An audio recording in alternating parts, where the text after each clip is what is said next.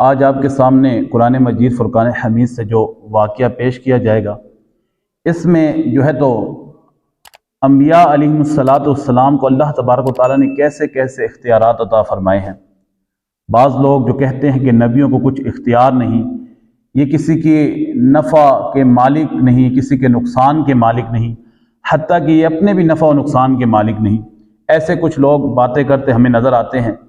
یقیناً یہ لوگ جو قرآن پڑھتے ہیں تو آدھے پر ایمان لاتے ہیں اور آدھے کو چھوڑ دیتے ہیں۔ جیسے قرآن مجید فرقان حمید میں سورہ بقرہ میں بھی اللہ تبارک و تعالیٰ نے یہ جو ہے تو منافقوں کی نشانی بیان فرمائی ہے کہ جو آدھے قرآن کو تو مان لیتے ہیں اور آدھے قرآن کو چھوڑ دیتے ہیں۔ وہ آیتیں جو ان کے مفاد میں ہوتی ہیں یا ان کے عقائد کو جو ہے تو دفاع کرنے والی ہوتی ہیں، ان کو یہ مان لیتے ہیں، اور جو ان کے عقائد کے مخالف آیت آ جائے تو اس کو یہ رد کر دیتے ہیں۔ آج آپ کے سامنے جو آیت پڑھنی ہے یہ ہے سورہ آل عمران کی۔ ترجمہ قرآن جناب عیسیٰ علیہ السلام کے اللہ تبارک و تعالیٰ نے اس آیہ مبارکہ میں 4 معجزے بیان فرمائے ہیں۔ نمبر 1، جناب عیسیٰ علیہ السلام فرماتے ہیں انی اخلق لکم من الطین، کہ میں تمہارے لیے تخلیق کرتا ہوں مٹی سے ایک پرندہ، پھر اس میں پھونک مارتا ہوں اور وہ پرندہ اللہ کے اذن سے زندہ ہو کر اڑنے لگتا ہے۔ پھر جناب عیسیٰ علیہ السلام نے اپنا دوسرا معجزہ بیان فرمایا کہ میں جو ہے تو ابرص کے مریض جو ہوتے ہیں ان کو شفا دیتا ہوں، اور اندھے جو مادرزاد اندھے ہوتے ہیں، جو ماں کے پیٹ سے اندھے پیدا ہوتے ہیں، میں ان کو آنکھیں عطا کرتا ہوں بِإِذْنِ اللہ، اللہ کے حکم سے۔ پھر آپ نے ارشاد فرمایا کہ میں مردوں کو زندہ کرتا ہوں بِإِذْنِ اللہ، اللہ کے حکم سے۔ پھر چوتھا آپ نے جو اپنا معجزہ بیان فرمایا وہ یہ ہے کہ وَأُنَبِّئُكُمْ، اور میں تمہیں خبر دیتا ہوں، یعنی میں تمہیں بتاتا ہوں بِمَا تَأْكُلُونَ، اس بارے میں جو تم کھا کر آتے ہو، یعنی تم جو گھروں سے کھا کر آتے ہو میں ان کے بارے میں بھی تمہیں بتاتا ہوں، جو تم اپنے گھروں میں پیچھے چھوڑ آتے ہو میں ان کے بارے میں بھی تمہیں بتاتا ہوں۔ اب خلاصہ کلام یہ ہے کہ 4 معجزے جناب عیسیٰ علیہ السلام نے بیان فرمائے ہیں۔ نمبر 1 کہ میں جو ہے تو پرندہ بناتا ہوں، اخلق، یہ جو ہے تو تخلیق کی نسبت اپنی طرف جناب عیسیٰ علیہ السلام نے کی۔ خالق ہے وہ اللہ تبارک و تعالیٰ کی ذات ہے، لیکن جناب عیسیٰ علیہ السلام ارشاد فرماتے ہیں کہ اخلق، میں بناتا ہوں، میں تخلیق کرتا ہوں ایک پرندے کو، اور پھر اس میں پھونکتا ہوں تو وہ اللہ کے اذن سے زندہ ہو جاتا ہے۔ اب جو لوگ کہتے ہیں کہ نبی علیہ السلام جو ہے تو وہ تو کسی کے نفع و نقصان کے مالک نہیں، آیا کیا یہ پرندہ بنانا، اس میں پھونکنا اور پھر وہ بِإِذْنِ اللہ زندہ ہو جائے، کیا یہ نفع نہیں ہے؟ پھر دوسرا جو آپ نے اپنا معجزہ بیان کیا کہ جو ابرص کے مریض ہوتے ہیں، جو مادرزاد اندھے ہوتے ہیں، انہیں میں شفا عطا فرماتا ہوں، کیا کسی مریض کو شفا دینا یہ نفع بخش نہیں ہے؟ کیا یہ کسی کو نفع دینا نہیں ہے؟ پھر آپ نے کہا کہ میں تم جو کھا کر آتے ہو، پیٹوں میں لے کر آتے ہو، میں اس کو بھی جانتا ہوں، جو تم گھروں میں چھوڑ کر آتے ہو میں اس کو بھی جانتا ہوں۔ پھر آپ نے ایک اور معجزہ بیان کیا کہ جو مر جاتا ہے میں بِإِذْنِ اللہ اس مردہ کو زندہ کرتا ہوں۔ تو قرآن مجید فرقان حمید کی ان آیات سے ہمیں یہ معلوم ہوا کہ اللہ تبارک و تعالیٰ نے اپنے محبوبین انبیاء علیہم السلام کو اختیارات عطا فرمائے ہیں، ان کو نفع و نقصان کا مالک بنایا ہے۔ الحمدللہ اہل سنت کا عقیدہ ہی یہ ہے کہ اگر کوئی نبی، کوئی ولی، کوئی صحابی، کوئی بزرگ کوئی بھی کچھ کرتا ہے تو بِإِذْنِ اللہ کرتا ہے، اور یہی قرآن مجید فرقان حمید کا بھی عقیدہ ہے۔ اب یہ تو بات ہے جناب عیسیٰ علیہ السلام کی، اور یہ جناب عیسیٰ کون ہے؟ جو کل بروز قیامت، قرب قیامت میں حضور علیہ السلام کے امتی بن کر دنیا میں نازل ہوں گے۔ اب امتی کا عالم یہ ہو تو پھر سوچے سرکار کا عالم کیا ہوگا، حضور علیہ السلام کے اختیارات کا عالم کیا ہوگا، حضور علیہ السلام کو اللہ تبارک و تعالیٰ نے کیسے کیسے اختیارات عطا فرمائے ہوں گے۔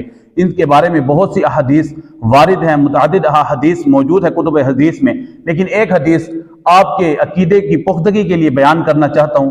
بخاری شریف کی حدیث ہے، جناب ابو ہریرہ اس کے راوی ہیں۔ اب ابو ہریرہ ہیں کون؟ یہ ابو ہریرہ وہ صحابی رسول ہیں جن سے سب سے زیادہ احادیث روایت ہیں۔ ہر وقت حضور کی صحبت میں رہنا، حضور کی صحبت کو اختیار کرتے رہنا، حضور علیہ السلام سے احادیثیں سنتے رہنا اور امت تک یہ حدیثوں کو پہنچانا۔ جناب ابو ہریرہ وہ عظیم ہستی ہیں، جلیل القدر صحابی ہیں، حضور علیہ السلام کے قریبی صحابی ہیں۔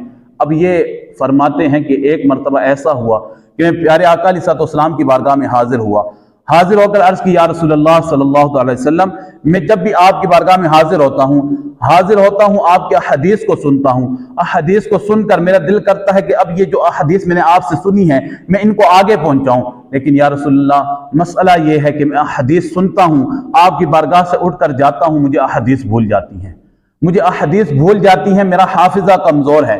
قربان جائیں پیارے آقا دو جہاں صلی اللہ علیہ وسلم کی ذات ببرکات پر حضور علیہ السلام نے یہ نہیں کہا کہ اے ابو ہریرہ یہاں لینے کیا آئے ہو، جاؤ تو تم مصلی بچھاؤ اور جا کر وہاں پر 2 رکعت نفل ادا کرو، اللہ کے حضور دعا مانگو، مجھ سے لینے کیا آئے ہو۔ حضور نے یہ بھی نہیں فرمایا کہ اے ابو ہریرہ حافظہ تو میں دے نہیں سکتا، ہاں تمہیں یہ بتاتا ہوں ایسا کرو، بادام کھا لیا کرو یا کوئی ایسی چیز کھا لیا کرو جس سے حافظہ تیز ہو۔ قربان جائیں حضور کی عطا پر، حضور نے فرمایا اے ابو ہریرہ پریشان نہ ہو، اپنی چادر کو بچھاؤ۔ اب جناب ابو ہریرہ فرماتے ہیں، بخاری شریف کی حدیث ہے، جناب ابو ہریرہ فرماتے ہیں میں نے حضور کی بات مانتے ہوئے چادر کو بچھا دی۔ اب دیکھیں صحابہ کرام کا اعتقاد دیکھیں، حضور علیہ السلام پر آپ کا ایمان دیکھیں۔ اب پوچھا نہیں کہ یا رسول اللہ بات میں حافظے کی کر رہا ہوں، آپ کہتے ہیں چادر بچھا دیں، معاملہ کیا ہے؟ نہیں، حضور نے فرمایا اے ابو ہریرہ چادر بچھا دو۔ جناب ابو ہریرہ اپنی چادر بچھا دیتے ہیں۔ اب سرکار دو عالم صلی اللہ تعالی علیہ وسلم کرتے کیا ہیں؟ بخاری شریف میں یہ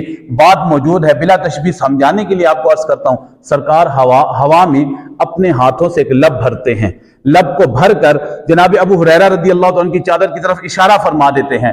اب اشارہ فرمانے کے بعد جناب حضور علیہ السلام جناب ابو ہریرہ سے فرماتے ہیں ابو ہریرہ چادر کو اٹھاؤ اور سینے سے لگا لو۔ اب جناب ابو ہریرہ رضی اللہ عنہ قربان جائیں صحابہ کرام کے عقائد پر، جناب ابو ہریرہ نے وہ چادر اٹھائی، چادر سینے سے لگائی۔ اب سینے سے لگانے کے بعد جناب ابو ہریرہ کہتے کیا ہیں؟ مچل گئے اور مچل کے کہتے ہیں کہ یا رسول اللہ آپ نے جو یہ برکت مجھے عطا فرمائی ہے، اس چادر کو میں نے سینے سے لگایا ہے، جو حدیثیں مجھے بھولی تھی وہ بھی یاد آ گئی، اور جناب ابو ہریرہ فرماتے ہیں کہ قیامت تک جتنی حدیثیں مجھے یاد ہیں وہ ساری کی ساری میرے سینے میں محفوظ ہو گئی۔ یہ جناب ابو ہریرہ رضی اللہ عنہ فرماتے ہیں، اور حدیث کون سی؟ بخاری شریف کی۔